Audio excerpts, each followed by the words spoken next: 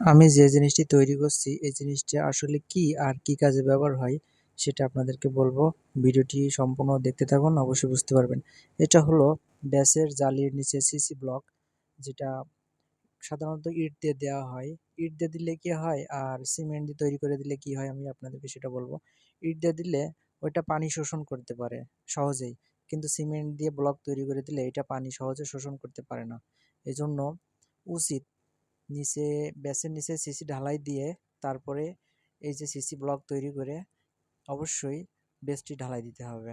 তাহলে আপনার কাজটি অনেক মজবুত হবে আর পানি শোষণ করার কোনো ভয় থাকবে না। দেখেন আমি একটা করে তার দিয়ে দিচ্ছি, যে যাতে রডটি যাতে সুন্দর করে বেঁধে দেওয়া যায়, যাতে পরবর্তীতে ব্যাস বসানোর সময় যাতে সরাসরি না করে। সরে গেলে অবশ্যই বেসটি মানে অ্যাকুরেট থাকবে না, এই জন্য আর কি একটা করে তার দিয়ে দিচ্ছি। ধন্যবাদ সবাইকে।